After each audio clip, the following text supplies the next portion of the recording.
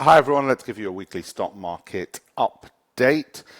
This is a shorter version of what my clients have got. So first things I want to cut through very briefly. If you're a client, you've already got this on the private Telegram channel and the document that goes with it in quite a bit of detail and my views.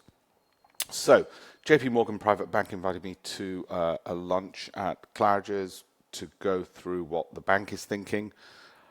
They had Howard Marks, who runs about $200 billion of assets under management in his fund, speaking as well. To give you a short summary, they're bullish on this, expect 7,000 and all-time highs this year to continue. Driven a lot by AI profits. So there was a lot of data they showed us of how much GDP is being driven by AI profits and how much corporate profits are being driven by AI, creating profits, and then they gave the example of the bank itself. That's the summary. There's more detail on the private Telegram channel. Crypto, they were asked about. All they can do is they can't give you targets, but they're incredibly bullish, obviously, about the technology of blockchain. But the most they'll do, without giving any targets, and you can read between the lines and how bullish Jamie Dimon is, most they can do is tell you, yeah, they like the ETF in Bitcoin and in crypto more broadly. Gold, this is where they sort of slightly surprise me. They continue being bullish and seeing ever increasing highs in that. I wrote a column in the Financial Times many years ago where I said what basically the Gold Council said, which is 5% of your portfolio in gold, fine. But any more than that, and you're starting to get in the sphere of going all in and speculating. Okay, Europe, because the issue really was, what we were discussing was diversification, non-correlated asset diversification. That's why that came up. They don't feel crypto is giving you the non-correlation that you want. They just feel it's a higher beta version, more volatile version of the underlying market. In terms of Europe, which again was mentioned, can that be a diversifier? To some extent, they were bullish, but not exuberantly so. Still very much all eyes on the US as far as they're concerned.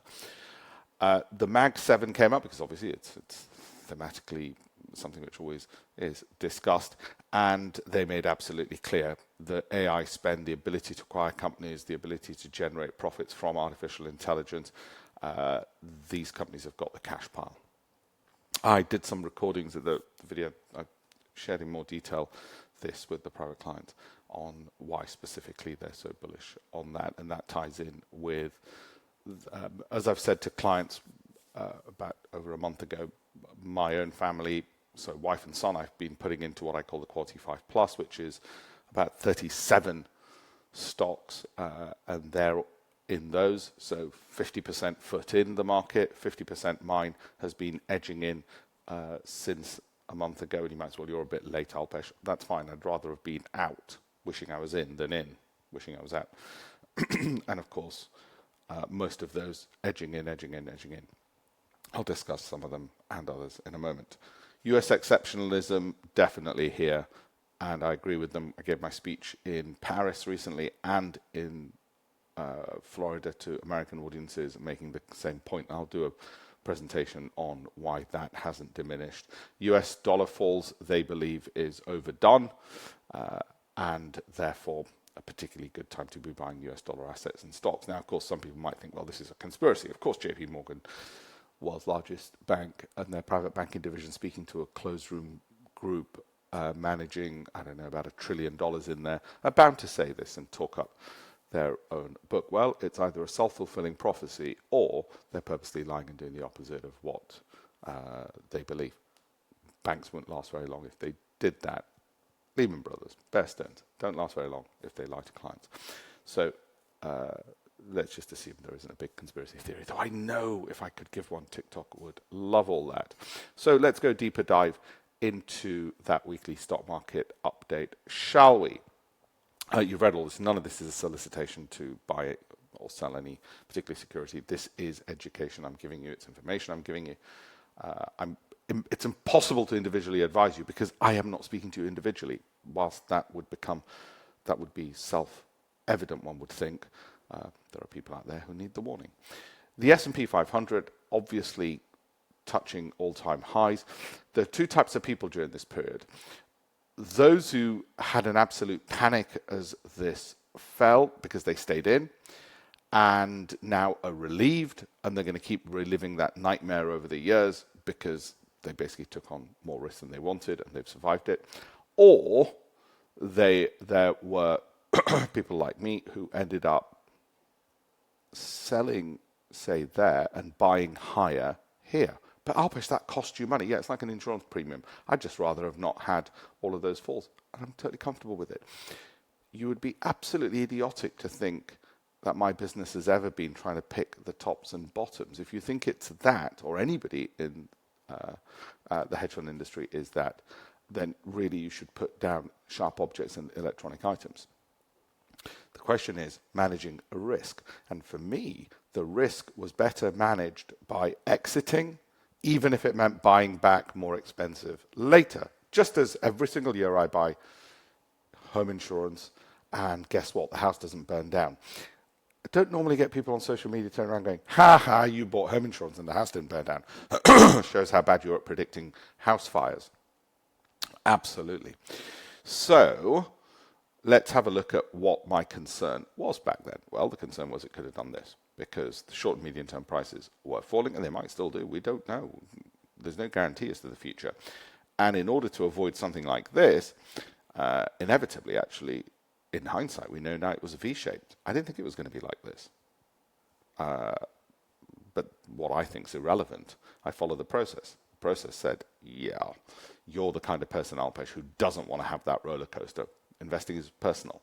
I don't want to have that roller coaster. You better get out. You can always get back in later. There were other people who said, hey, this is so easy. I'll just hold and stay in. Great luck to them. Good. And when this happens and they've got 0% over 2 years, they'd also be happy with that. I'm not that person. You've got to know who you are. I don't like the long durations of nothingness, and I don't like the sharp drops. So depth of drop times duration is your risk appetite. My appetite is such. I don't like big drops. I don't like long durations. If you do, say Warren Buffett, good for you.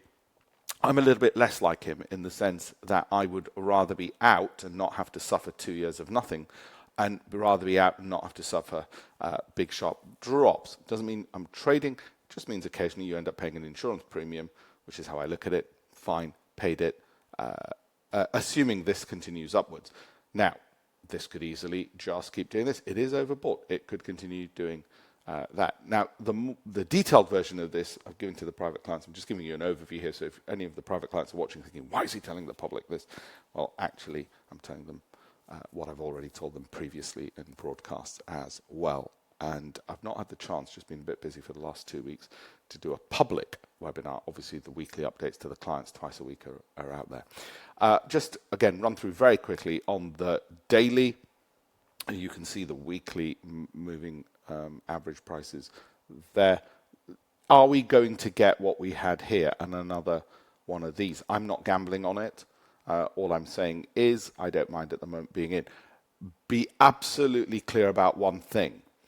Given how exuberant everybody is, and you might even say, wait a minute, isn't that a reverse head and shoulders? And therefore, if something like this is the neckline, and you might say that's the neckline, then surely that drop, which is 1,000 points, means we're hitting 7,000. Let me tell you what JP Morgan Private Bank said, 7,000 S&P. They didn't draw this, they said 7,000 S&P. Ties in with what they've said. Okay, so one thing is absolutely clear. Given the media exuberance at the moment and everybody's la, la, la, you're about to get a scare in the next 1, 2, 3, 4 weeks with the market. It's going to drop before it soars. So the FOMO at the moment of everybody diving in right now should be tempered by the fact that relax. And if it doesn't drop, hey, fine. You didn't get the scare. If it does drop, you know to ignore the scare anyway.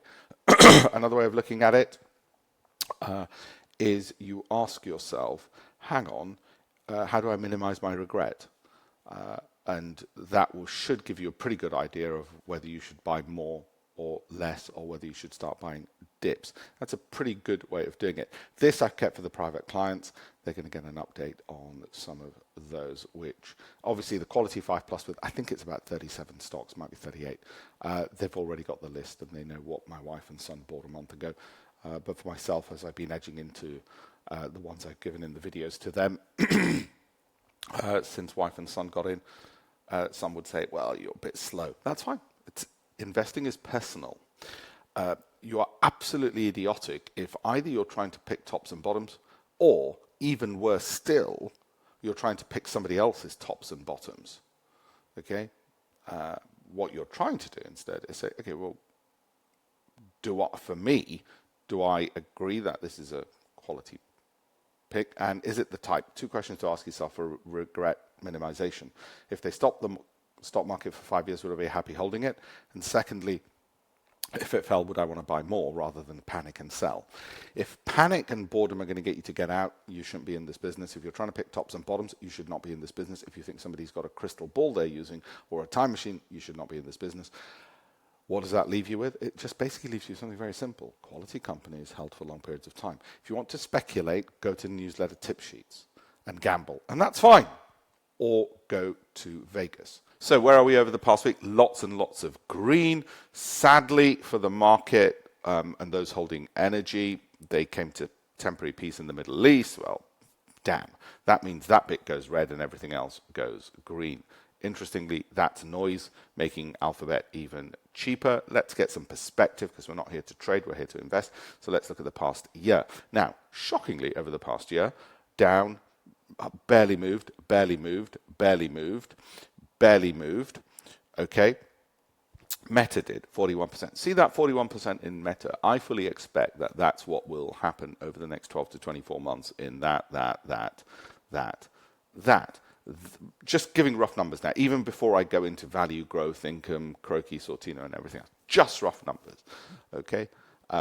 So why won't people get that return? They won't get it because they will panic, or they will be bored, or they just don't like doing things the easy way. They'll want to be throwing darts at this. You can print this out, throw darts at it if you wish, and then speculate that way. I continue holding, as you know, JP Morgan and Goldman Sachs. I've said it 1 billion times since the start of this year, and despite the falls in February, March, I said, well, this summer I'm going to continue holding, so I've done that, and 44% on those 2 alone. Of course, in hindsight, all I should have done is put everything into Goldman Sachs and JP Morgan, but I didn't over the past 12 months. Markets over the last year, unusually the UK is up there, NASDAQ, S&P, those are the returns if you're just tracking. Now, UK doesn't normally end up the better performer of these, so that is unusual. You should know that. That is unusual for it to be the better of the performers. And as you know, as I've said it before and I'll repeat it, whilst I think, yes, that will at least double over the next 5 years, do you see what I did there? See how easy it is when you elongate the time frame? It's not what I want because I don't like the volatility. Okay, no issues. Private clients know this. Private clients got this, so don't panic if you're a private client saying, why is he telling people this?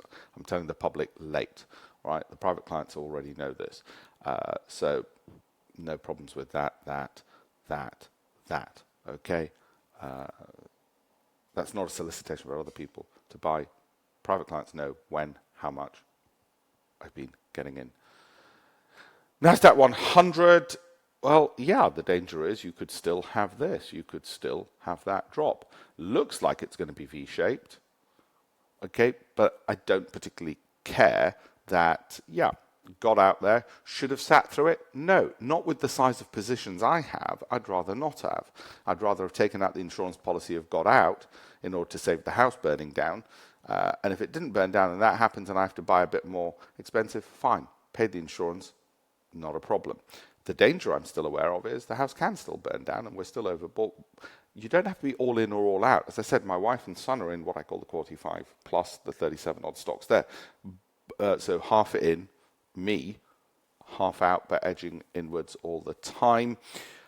Clients know my view on Apple, on Amazon, on Alphabet, on Microsoft, as well. If any of the clients are watching this and haven't seen the Telegram update, which I'll see if I can show some of the stuff here, then just get in touch and say, Alpesh, I only saw the public stuff. I haven't seen the private stuff. What's going on? Meta, you'll get my view on there. Novo, Advanced Micro, Applied Materials, Monolithic, Synopsys, amongst others. So just for the private clients who might have missed, sometimes they only see the public stuff. I don't know why. I've given you the 2 detailed breakdowns in PDFs for the private clients, and also what Howard Marks said, and my own take on that, plus the more detailed video in 2 parts there and here as well. Okay, and don't forget you've got some of the snippets from the JP Morgan event and all the slides you've got as well. Okay, so to everybody else, I think you've got a pretty good idea of how I feel. Wife and son, quality 5 plus, 37 odd stocks, and they'll hold that as a model portfolio for the next 3 years. Myself, continuing to edge in, you might say, well, you're so late, you should have just bought and hold. Well, no, to make the point it's very personal, I would rather have paid that insurance premium, got in a bit later, and we still don't know if it's going to fall or not. This also, I think, is from JP Morgan. I've had this for a while. Risk tolerance versus risk capacity. So do have a look at that. I want to show you something else which I think is phenomenal. And I'm sure clients won't mind me sharing this. It's this one. Okay, it's a pretty good way to keep investing very personal to you. 1, 2, 3, 4, 5. Save this video, like, follow for more, and you can always pause this as well and replay it. Thank you.